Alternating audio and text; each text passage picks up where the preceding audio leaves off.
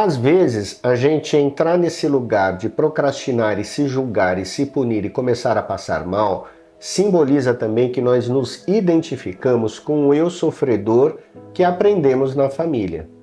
Tantas vezes a gente, sem perceber, entra nesse eu sofredor, um eu vitimizado, para que de alguma forma a gente reviva situações do passado familiar, onde a gente continuava sendo julgado, cobrado, não se sentindo amado, não se sentindo efetivo, tendo seus atos, suas ações não vistas, não valorizadas, e nós ficamos nesse lugar de sofrimento. O que a procrastinação quer esconder? A procrastinação é uma coisa, eu acho, que pega todo mundo. Por exemplo, eu tinha que gravar esse vídeo, eu já tinha programado de fazer isso ontem, aí eu gravei outro vídeo, estava cansado, acordo hoje, vou fazer um café, vou tomar um banho, conversar com a esposa, ver as mensagens do WhatsApp. Será que eu vou na academia também? E quando a gente percebe, se deixar, nós deixamos de fazer aquilo que nossa mente programou para fazer. Como que a gente lida com a procrastinação? Talvez você se reconheça nisso. Vamos falar sobre olhar sistêmico a partir de agora. Na constelação sistêmica, a gente fala da inclusão, que é a primeira ordem do amor. Incluímos tudo, incluímos até a procrastinação. Mas o que é incluir a procrastinação em nós? Por detrás da procrastinação existem medos, existem raivas, porque a mente não é tola. Se nós estamos para fazer algo e dentro de nós existe algum lugar inconsciente que acha que vai ser julgado, que acha que vai ser criticado, comparado, excluído, que pode ter algum conflito, algum confronto naquilo que nós vamos fazer, e tudo isso geralmente é imaginário, a gente deixa para lá. Nós vamos fazer algo que é mais confortável. Então, procrastinar não é um defeito, procrastinar é uma defesa. Defesa de quê? Desses sentimentos que a gente não está vendo. Por isso, incluir necessita um lugar de respirar um pouquinho, perceber o que há por detrás da procrastinação em relação a isso que eu quero fazer. Tem que ser algo específico. E aí, quando você dá um tempinho, respira, dá uma parada, você vai lembrar de algo da infância, onde você foi punido por algum motivo, onde passou vergonha, onde uma voz de algum adulto, pai, mãe, irmãos mais velhos, te zombaram. E você vai sentir, isso é passado. Então, a cabeça, a nossa memória nossa, ela traz coisas do passado e coloca no presente acreditando que vai acontecer esse problema, mas não vai acontecer esse problema. Quando você consegue se concentrar, você está orientando a sua mente para a energia ser focada naquilo que você quer fazer. E você não entra nessa lembrança de uma forma total e se mistura nela e acaba deixando aquilo que você gostaria de fazer. Mas também incluir a procrastinação significa incluir os nossos limites. Quantas vezes eu não consigo fazer algo? Quantas vezes eu deixo para lá? E tudo bem. Às vezes nossos pais cobravam coisas de nós, os nossos professores, sua religião, alguma coisa cobra que você tem que ser 100% efetivo. Isso não existe. A criança dentro de nós aprendeu desse jeito, mas como adultos que nós somos, a gente entende que nós temos um ritmo e o nosso ritmo é pessoal, é diferente do seu irmão, do seu colega de trabalho, do seu esposo, da sua esposa, do seu filho. Cada um tem um ritmo. O nosso trabalho é melhorar o nosso ritmo. Assim como na academia, a gente chega sem condicionamento, olhamos às vezes pessoas que estão lá 5, 6, 10 anos, totalmente condicionados, a gente não vai chegar naquele ponto em um dia. Nós vamos olhar como estamos, vamos aperfeiçoar o nosso condicionamento físico e dentro dos nossos limites, porque temos limites, a gente vai melhorando gradativamente. O que a procrastinação quer esconder?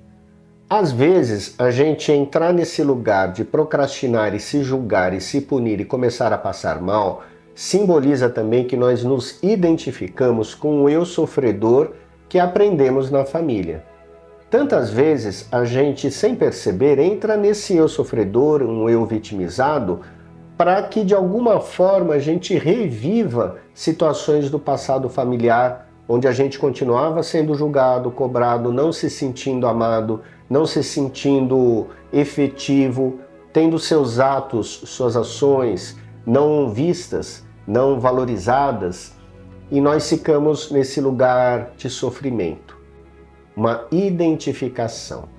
Quando a gente vai saindo da identificação, fazendo aquilo que nós podemos, entendendo também o nosso ritmo, entendendo os momentos que a gente não consegue dar conta de algo, nós vamos nos afastando dessa identificação, vai dando um alívio, nós vamos ficando em paz, a gente percebe que nós somos bons do jeito que nós somos, que nossos esforços estão sendo os melhores esforços. Não importa se alguém não concorda com isso. A gente fica em paz com os nossos movimentos. E aí eu garanto para você, o fluxo de energia das coisas que você faz começa a ficar cada vez maior. Subitamente você percebe que você está mais efetivo, que você consegue realizar mais coisas, o que não quer dizer que você é 100% efetivo. Isso não existe. Viver nesse lugar de mais paz nos coloca meio distante da maior parte da sociedade e da família, porque as pessoas estão estressadas, as pessoas estão se cobrando, as pessoas estão identificadas com esse sofrimento. É importante você entender que quanto mais em paz você estiver, você vai ter a sensação de peixe fora d'água.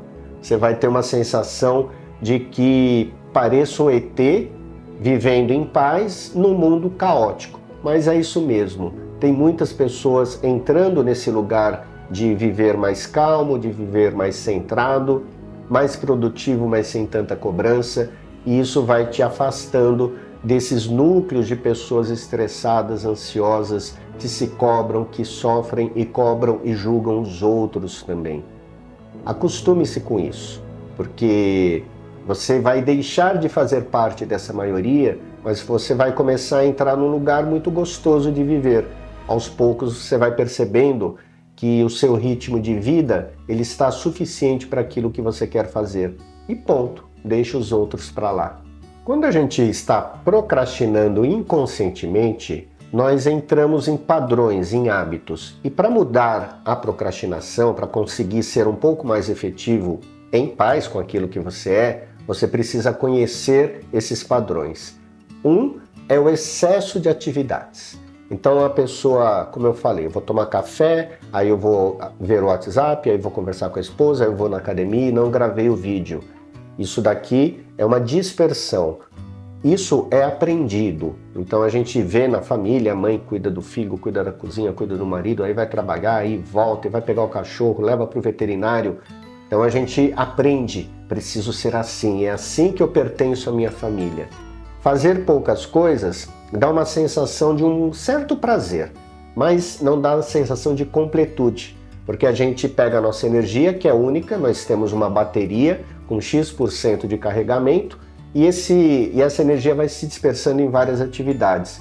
Em algum momento você fala, agora eu vou pegar aquele trabalho que eu tenho que entregar e vou me dedicar se não tem mais energia.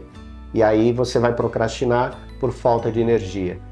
A gente precisa então aprender a ir cortando o excesso. O que eu posso fazer com mais concentração? O que realmente é minha tarefa? E aí a gente chega no segundo hábito, que é o fazer pelos outros. Então nós nos responsabilizamos por coisas do pai, da mãe, do irmão, do cunhado, da esposa, do marido, do filho, do chefe, do colega, do vizinho. Então a gente tem um lugar quase de pai, de cuidador, de mãe. Eu vou fazer no lugar do outro, como se os outros fossem crianças. Esse é um padrão também muito comum, a gente aprende em casa, quando, por exemplo, temos que cuidar dos irmãos mais novos, temos que cuidar das coisas de casa, os trabalhos domésticos, porque a mãe e o pai precisam disso, mas a gente vai acostumando a cuidar de coisas que não são nossas. Aí você vai falar, puxa, agora eu preciso fazer isso que é só para mim. Também não tem energia. Você está sempre olhando o que os outros querem. Isso também dá um certo prazer, porque você se sente minimamente reconhecido quando faz coisa pelos outros. Mas aí você não faz por você. Uma última coisa que nos faz procrastinar é a identificação com perdas do passado, com mortes. Muitas vezes uma separação, a morte de um parente próximo, uma demissão, uma perda financeira grave, mudança de cidade, de trabalho, faz com que a gente entre num lugar de luto e aí o corpo não tem energia. Nesse caso, apesar de a gente poder investigar o que aconteceu, que tipo de fato ocorreu que me fez parar, é importante procurar ajuda terapêutica, porque sozinho vai ser muito difícil a gente entender o que tem por detrás dessas perdas, que tipo de sentimentos ficaram retidos dentro de nós, que expectativas que eu tinha e não foram cumpridas a partir dessa perda.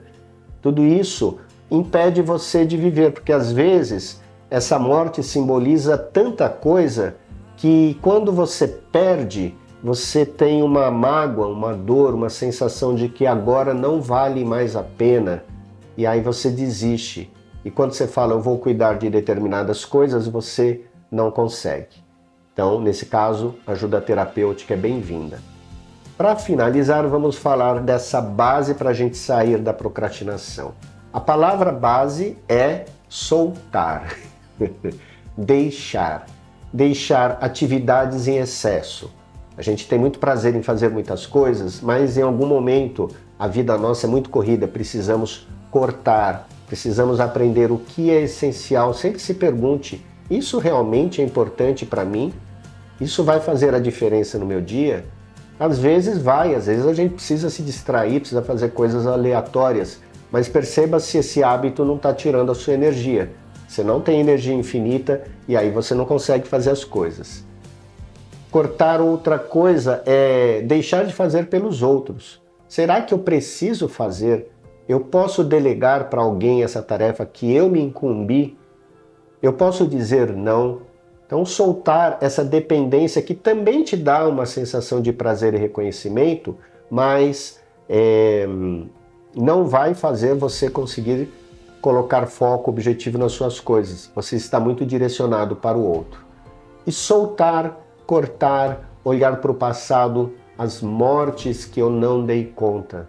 Um casamento que acabou, um filho que foi embora, a perda de um pai, de uma mãe, de um parente, uma demissão, uma carreira que se esgota, um dinheiro que acabou, um lugar que eu tive que deixar. É importante a gente rememorar, fazer estudo, pegar seu caderninho aí diário e escrever o que eu não dei conta do passado que ainda está pesando e tirando a minha energia. É como um cano furado, a água fica saindo, você não tem totalmente a força da água indo na direção dos seus objetivos. Está vazando a sua energia. Essas são as dicas para você ir saindo da procrastinação. Lembrando novamente, você vai no seu ritmo. Você não vai ser tão produtivo como a pessoa do lado. Você vai ser produtivo como você. Então a questão é você melhorar gradativamente dentro daquilo que são suas características. Agora, não procrastine se você é terapeuta e dá uma olhadinha no link aqui embaixo sobre a comunidade Sou Terapeuta. Quem sabe você vai encontrar algo que vai te ajudar a construir, crescer na sua carreira, crescer com prosperidade junto com pessoas que estão conectadas nessa mesma energia. E lembre de deixar um like aqui no vídeo, assinar o canal. A gente se encontra num próximo vídeo.